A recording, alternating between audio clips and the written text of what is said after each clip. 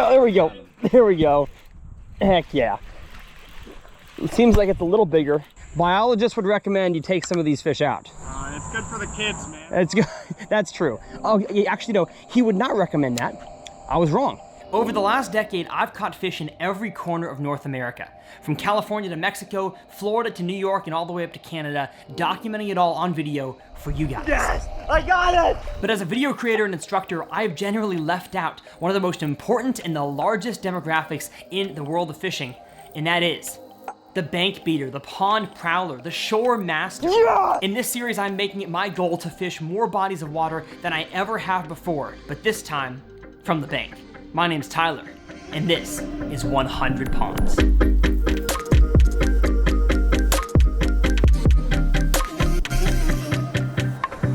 Well, what's going on, folks, and welcome back to 100 Ponds. My goal on this series is to help you guys become better pond anglers with every video I make, teaching you about the lures, the techniques, where to fish, and why we fish them. Now, today I'm excited because I am in Camera Taylor Man's hometown. Shake the camera, Taylor. We are here in, what's the area? Just western, no. That was not even close. North Central, Eastern New York. Upstate New York. It is beautiful weather. And we're at his buddy Ryan's pond today, who I've been told has a lot of bass in here, so expect some good fish catches. Don't expect some giants. Maybe we can pull one out. And after we teach you guys everything I can and catch some fish, we may blow something up. So enough talking, let's get down and fish pond 93.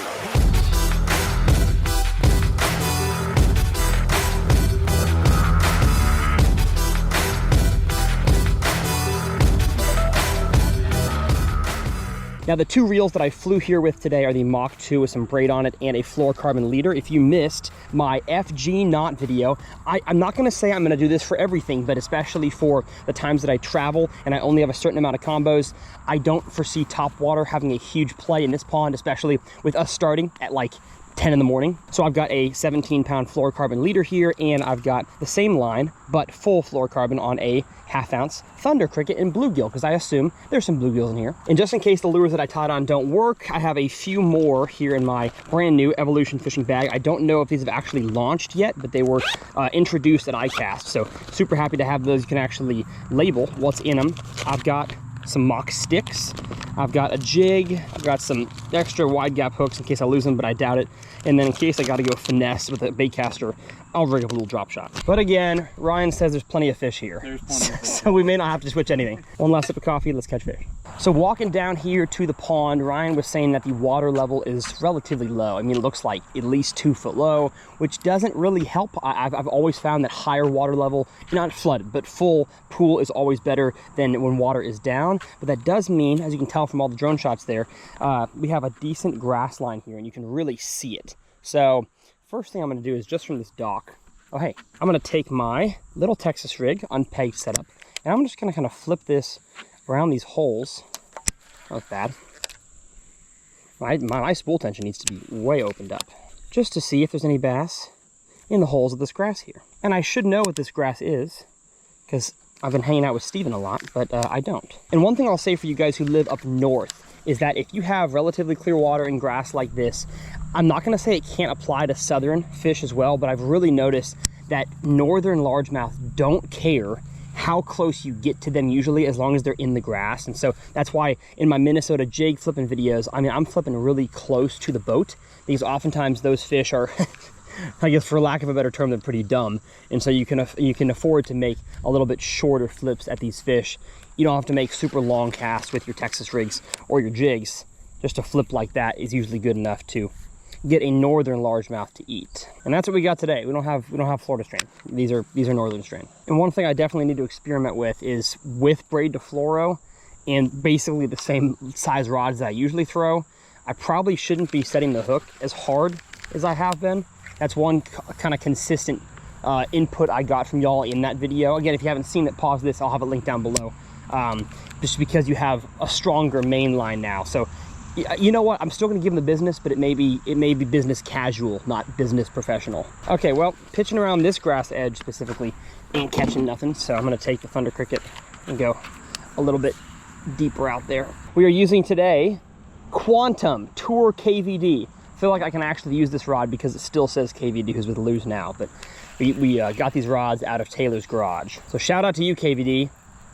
Thanks for 100,000 views on that video, y'all. Pretty nutso. Not only to get an awesome experience fishing with one of your heroes, but to have it do well on YouTube, prime.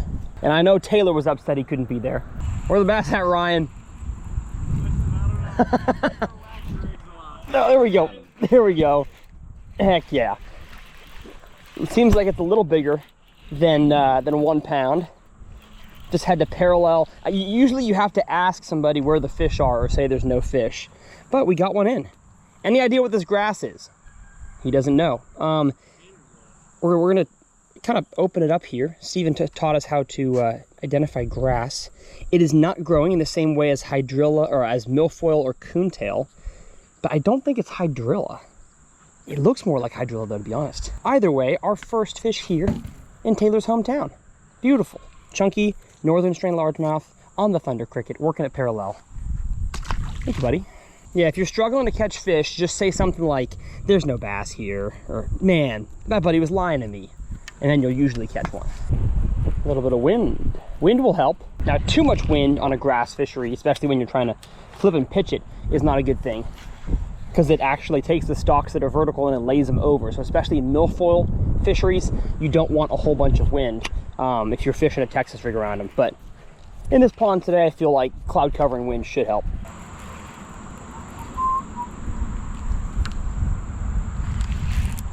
Oh, there we go. Yes, sir. There we go. Hey, second one on the Thunder Cricket out in the middle, which makes me think that there's not a huge drop off in depth. Once it gets down to 6-7 feet, it's kind of there the entire time. But we got ourselves one, baby. Ryan wasn't lying. Ah, that rhymed.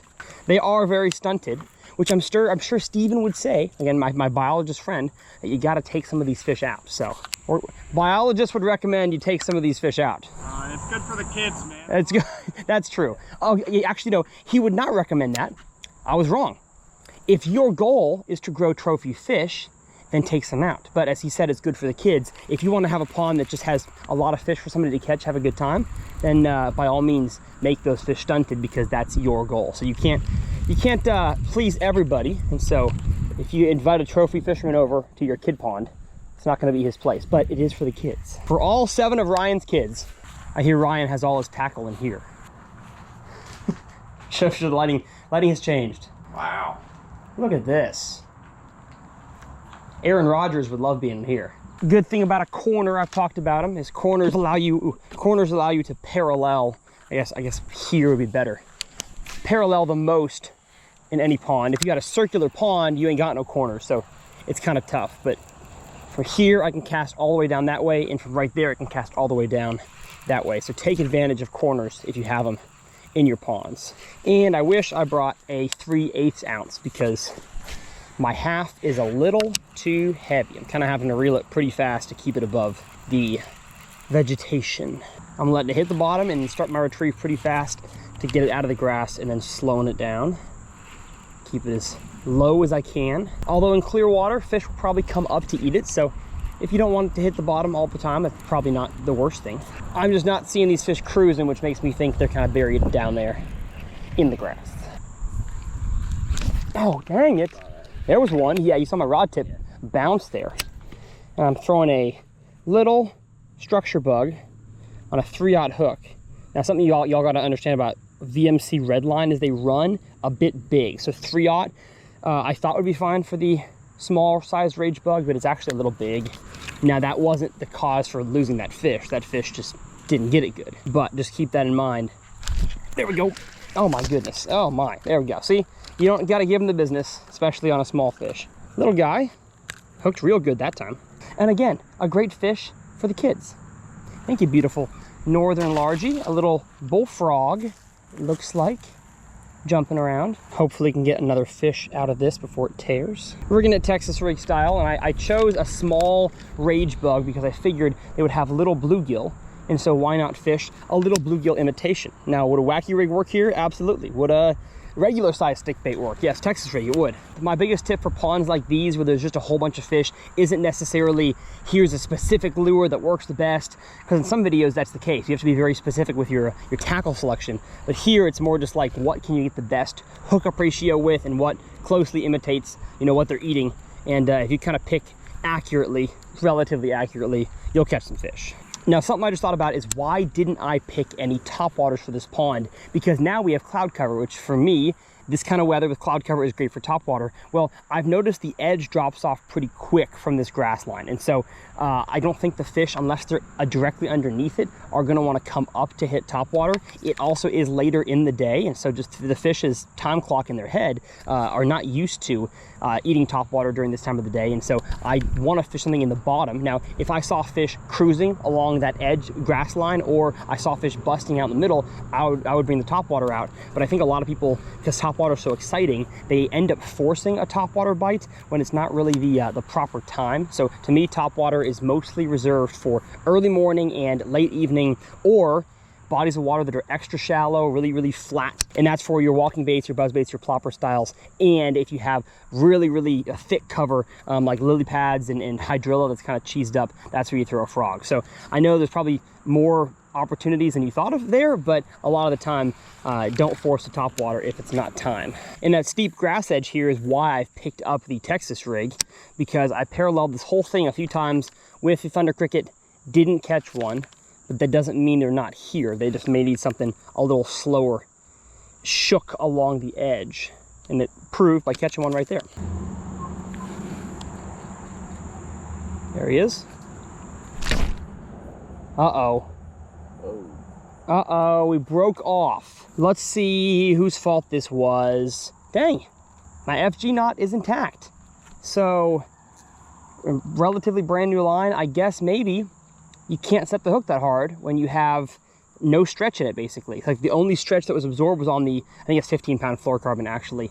And so I guess that's, you know, notch one in the cap for maybe not setting the hook too hard. We have a 610 medium heavy, but the tip broke off on this rod, so they had to make it shorter. So I'm like a 6'9" heavy.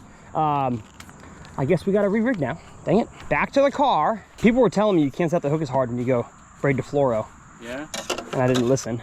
So, and I'm actually gonna grab the same hook, but because it'll fit a little better, I want to throw the Mach stick. Now, baby bass is not my favorite color for super clear water. It's mostly my bed fishing color, to be honest. But I rigged it so that when it falls, the weight of the shank of the hook, the fish see a green pumpkin or a natural color, whatever this is, as opposed to the white. But now again, does it really matter in a kid's pond? Probably not. Extra slow fall, way slower. I had to go weightless on this one because I guess I only brought 1/8 ounce weight. I was vastly underprepared for this trip. So as my weightless Mach stick falls, man, if I see my line doing anything funky, I've probably got one. Well, 2 very long casts in and not a bite on the Mach stick. So maybe these fish actually do care if it's a real bluegill imitator look, which that structure bug is definitely more of. Where are the pescados, huh? There we go. I think that's one. Yes, sir. Feels more like a bass than a clump of grass. And right as I got to the corner to make the perfect parallel cast down the bank, we got ourselves one. Like, I can't stress how important it is, no matter what kind of pond, lake, river you're in, if you've got a strike zone, to keep your bait in the strike zone as long as you can. And by making just long casts out into the middle from the bank, oftentimes your bait's in the strike zone for a very short amount of time. But using the corners to your advantage and understanding where that depth zone is the fish have been biting in, man, it makes fishing almost like playing checkers instead of chess.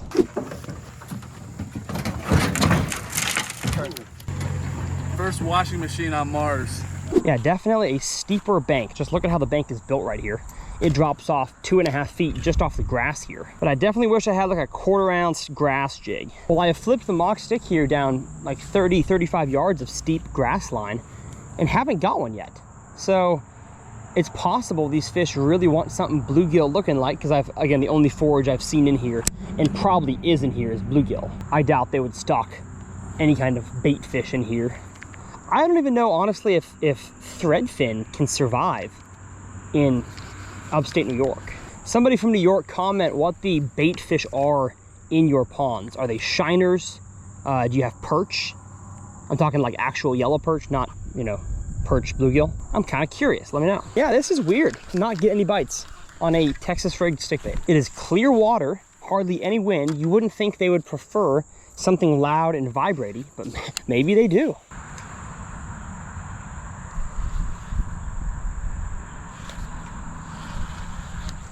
had one the whole time. Oh my goodness. Oh, y'all gotta see this one. Take a gander at that bass. Holy cow. That right there is like a quarter scoop. But if you hold it closer to the camera, it gets much larger. I hardly even noticed having that fish on, except every time I pulled my bait up, it was like 2 foot more to the right, which is a telltale sign that your bait has something nibbling. Got a nice little grass edge here. It looks cleaner than some of the ones we fished on the other side. Be a bass, please. And actually, now that I'm looking around at where I'm standing, there absolutely are bluegill in here, and I can tell that because with the low water level, look at all these craters right here. The ground that I was stepping on was kind of gravelly ground. I can see they've moved the dirt away from this area, and pondweed has kind of filled in their beds. These were all bluegill beds right here when the water was higher. Context clues, people. God gave you eyeballs, use them. These fish really don't want a stick bait. I don't get why. All right, I'm done with the Texas rig. They're not eating it. Oh, there we go. I got one on the fall, baby. So as I thought, they need something more bluegill imitating. And this feels bigger. This definitely feels bigger. Is it bigger? Does it just have grass? Has not jumped once yet.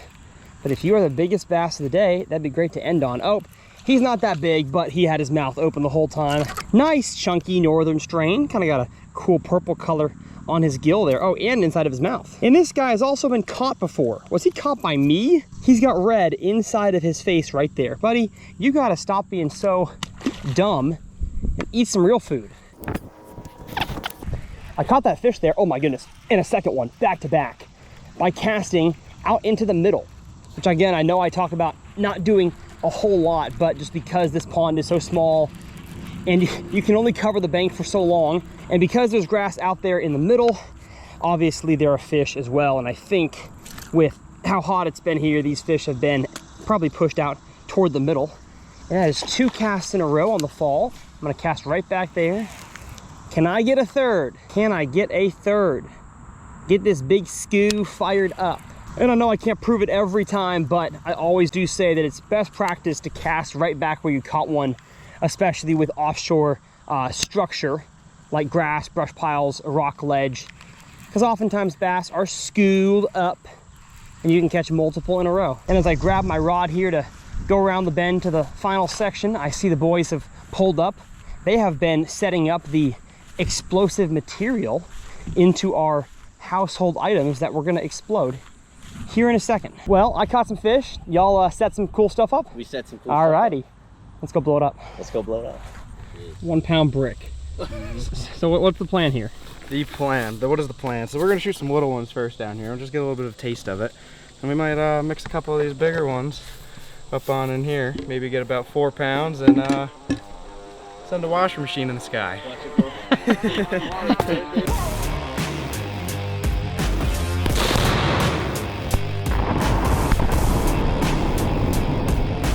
That was just one. Dang.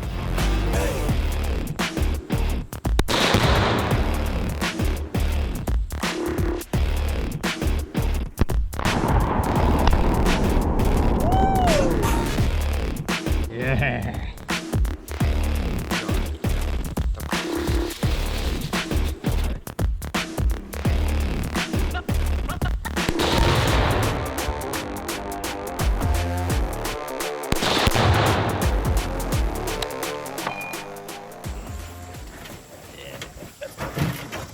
I'm going for the O in season. So what do we put in the washing machine?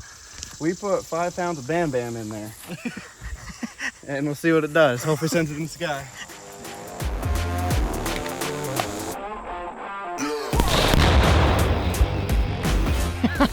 Hey!